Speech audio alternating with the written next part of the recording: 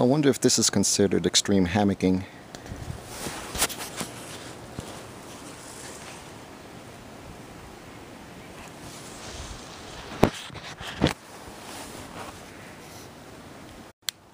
EMCOMM going 10.8. As a semi-annual public service announcement, I'm advising you guys to change your 72-hour kits into robust colder weather. And that's pretty much what I'm doing here. I'm replacing all my summer stuff and transitioning over to cold weather gear. So what I'm doing is I'm transitioning my shelter bag to be hammock capable, or hammock heavy, if you will. See, this was my regular shelter bag equipment there. Got the top on top, sleeping bag, mat, and a two-man tent. All this is heavy duty and bulletproof. So this setup here is pretty much a traditional setup for a hiker, backpacker, camping dude. So what you're going to see here is a year's experience of transitioning from tent camping to hammock camping. But don't get me wrong, I'm still going to use all this stuff here. It's going to be an excellent backup to what I have, but it's going to remain inside the vehicle. I won't pack this with me. So the biggest thing that caused me to transition was comfort and weight. So as far as the weight, the tarp on top is 3 pounds. The tent, 9 pounds 9 ounces. The pad in the middle there is 4 pounds 2 ounces, and the sleeping bag there is 6 pounds, for a total of 25 pounds worth of sleeping gear right there in front of you.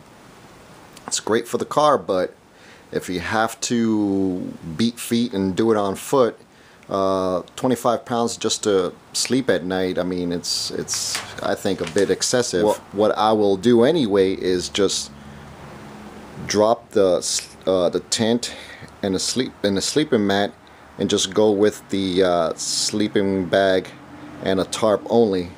So that would be roughly 10 pounds, 9 to 10 pounds total for those two items. Not bad, but I'm going to see if I could bring that down even further. So right now as we speak, if you're on 2 feet trying to get home, 9 pounds for your shelter. Let's see if we can reduce that. Okay guys, before I go any further, bear in mind that you're going to see this transition going in from low budget or budget equipment onto high speed, low drag, in my eyes, equipment that is a bit more expensive. And like I said in the beginning, before I start any new venture or anything like that, I like to test it out before I go full blast. So that's pretty much what I did. So what you're going to see here is a transition from a budget to high speed, low drag stuff that costs quite a bit more money. I mean, the first example of my camping shelter equipment, it's roughly $200 maybe, surplus stuff here and there, deals here and there. So the price going from tent to hammock, you would think it would be cheaper, but it's actually a bit more expensive depending on how deep you want to get into it. Me personally, yeah, I'm going to use this for deployments on my job and also for recreation, and it's mainly going to be used for recreation because that's where I'm going to haul it out more often.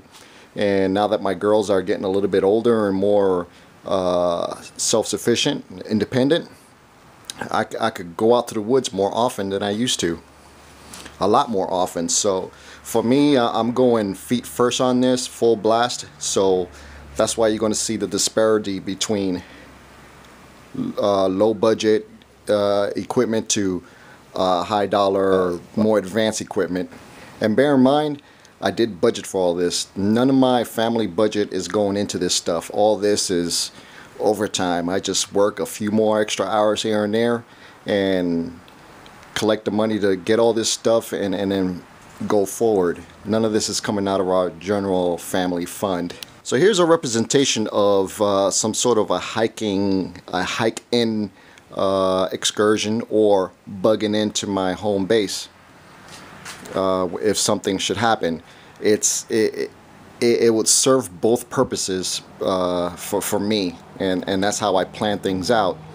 So here's my 72-hour bag, and let's say the weight of this will be an average of, I plan to put a week's worth of food in there on a 4,000 calorie a day amount of food in there for 5 days, plus the usual knickknacks for, you know, enduring the elements and stuff like that. And this is the shelter part of it that would be transitioning from there into here to backpack all this stuff in. So far from the first example, we're going to put in like 25 pounds on top of this. So here we go. We drop the foam pad, or we're going to leave it in the vehicle. And we're going to drop the tent, and that's going to be remain in the vehicle as a backup. And this is what I'm going to take with me on foot instead.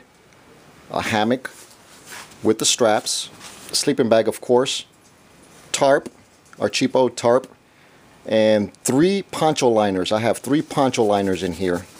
So this stuff here is going to take the place of the tent. And the weights are, the hammock weighs 2 pounds 5 ounces. And the ponchos weigh 4 pounds 7 ounces for 3 ponchos. That's kind of excessive there for poncho liners. You would think they will weigh nothing, they're so thin, but you add them up together, it's 4 pounds and 7 ounces. And that there would take care of the cold weather up down to around 50 degrees, depending on what you're wearing as a base layer. Jeans and a t-shirt down to 50 pounds. Anything colder than that with no wind or with wind, and you need something more substantial. So the total weight of that is 18 pounds and 6 ounces of this equipment here. So here's part of the setup. The stock hammock. And I got my sleeping bag in there, our tarp for weather, rain and all that, and the straps that it came with. But this is not enough actually. You need an underquilt to insulate you from convection from the wind, because it's going to rob you of some calories and heat. The sleeping bag is not going to be enough, trust me.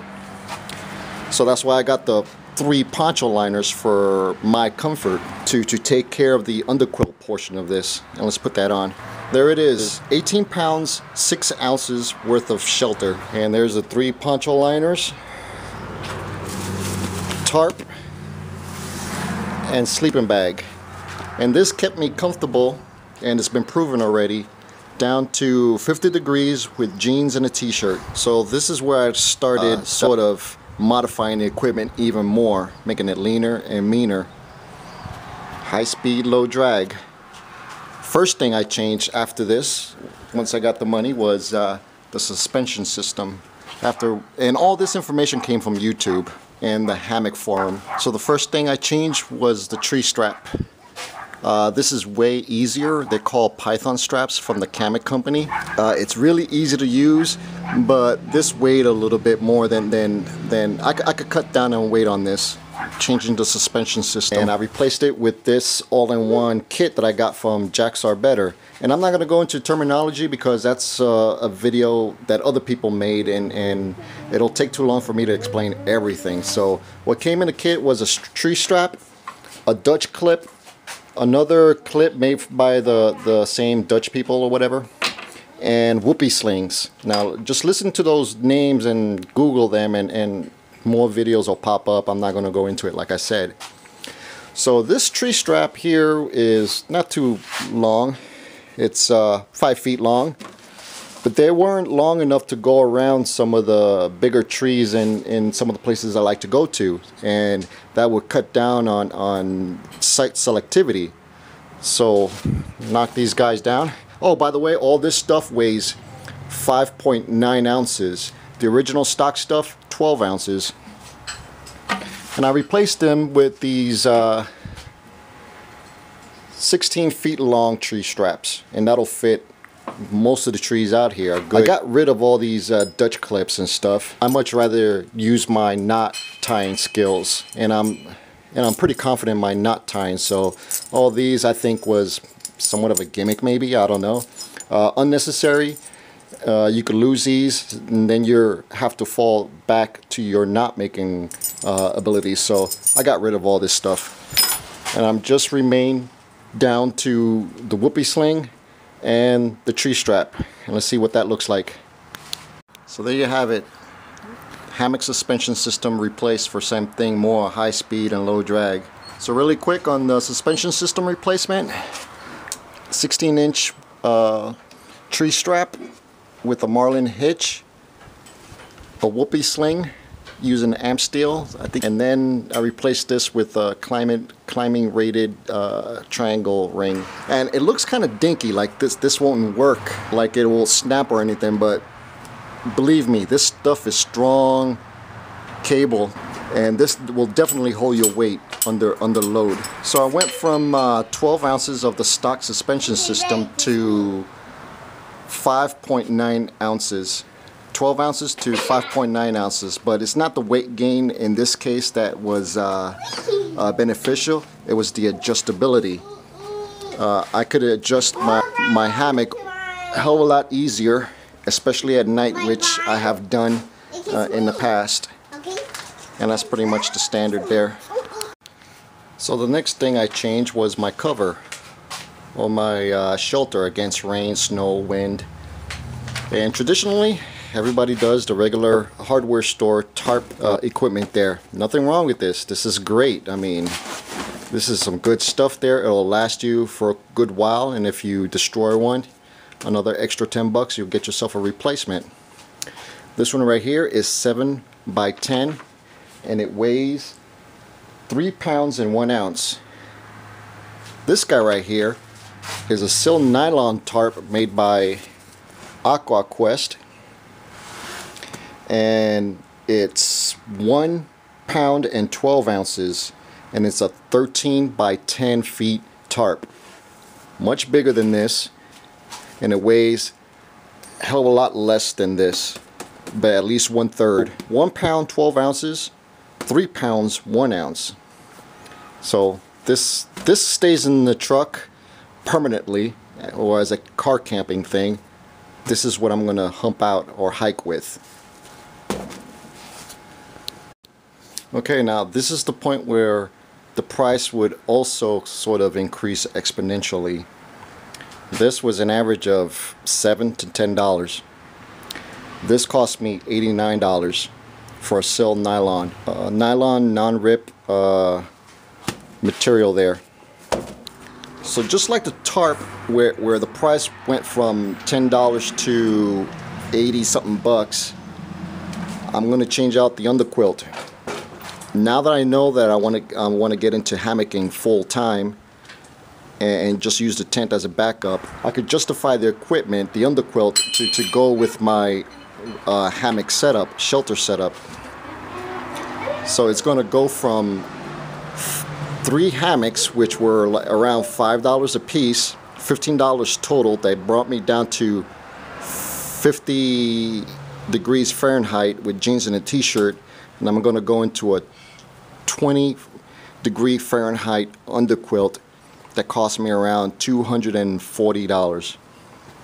Quite a price hike on there, but like I said, this is going to be recreation, preparedness, and get home bag sort of setup now, and also deployment. So it is going to get more mileage out of my equipment instead of being packed up in the bag and sitting pretty in the truck waiting for the infamous moment of whatever disaster that may appear. So I'm going to use this all the time now.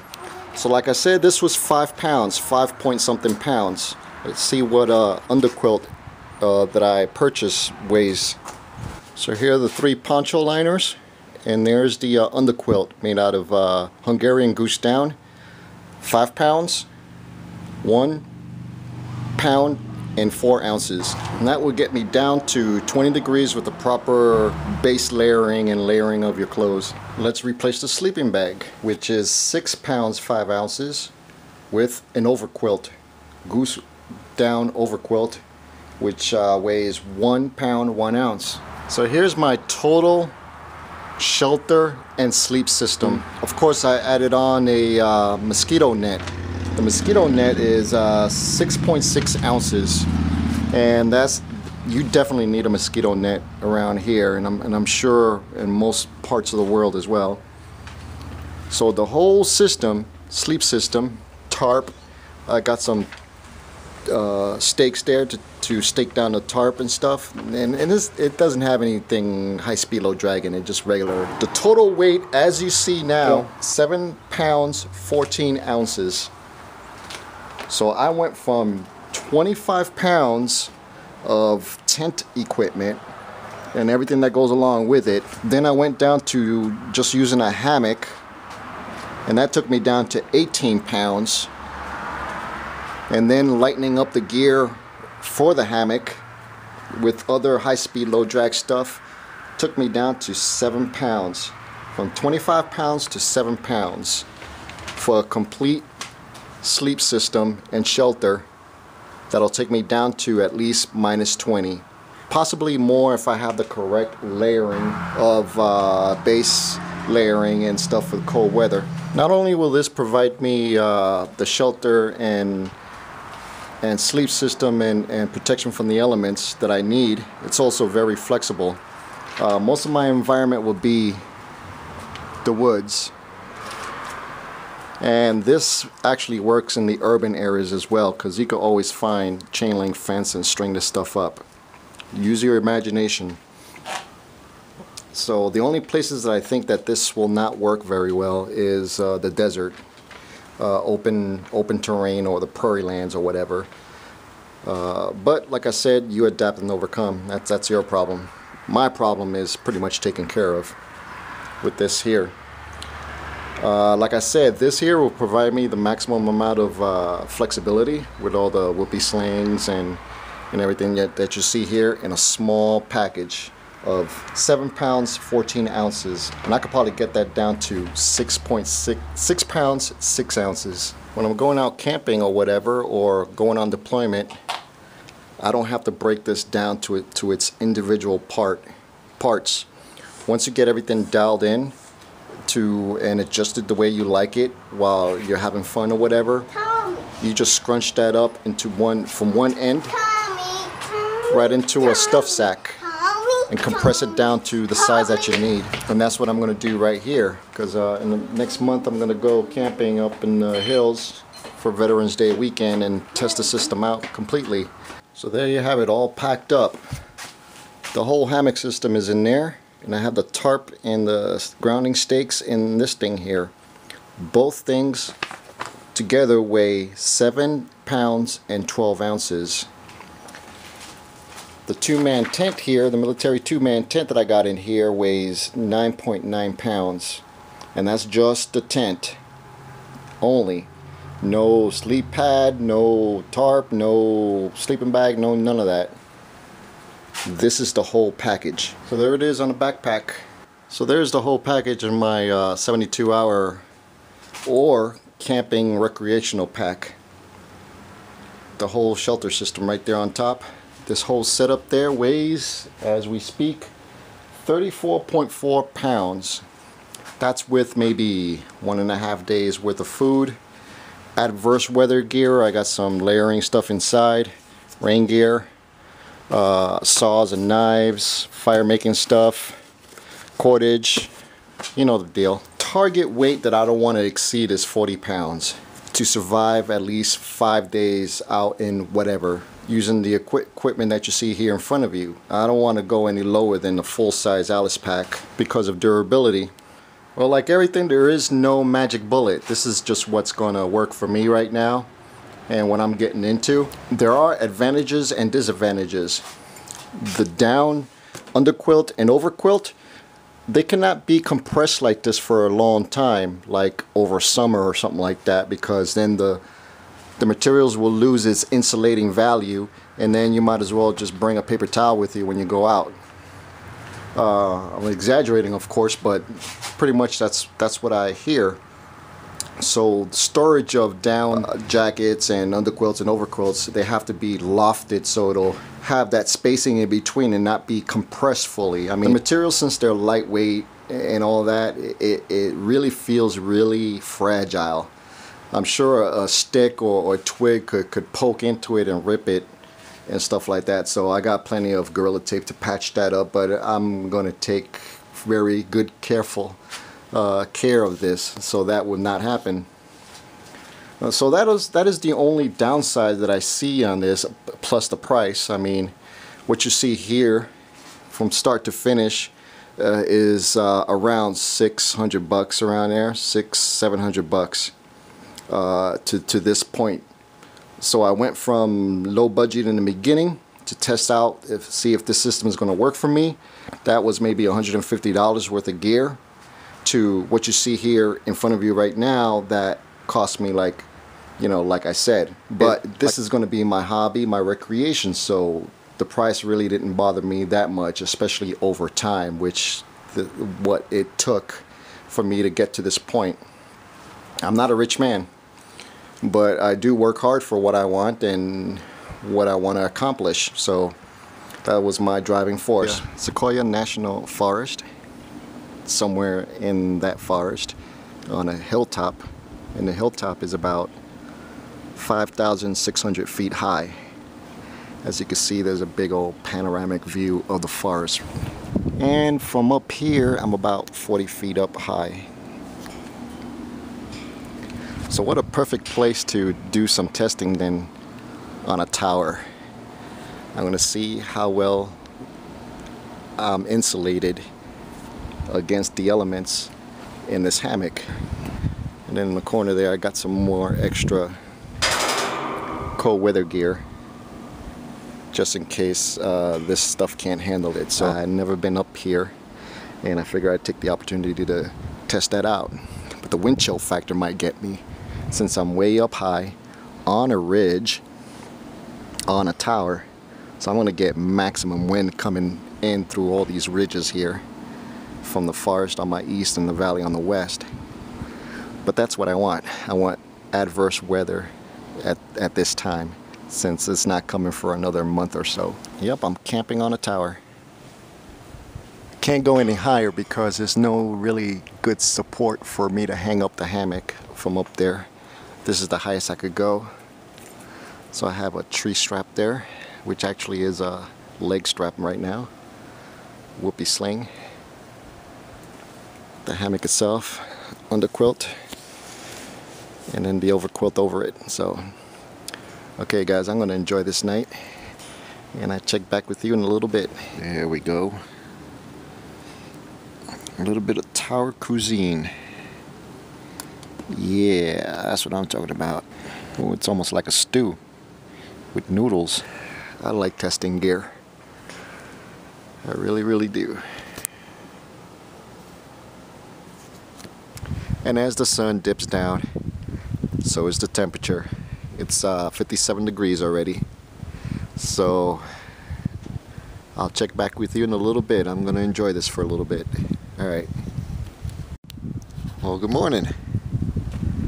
It's about 7:30 in the morning, 55 degrees out, and I'm still alive.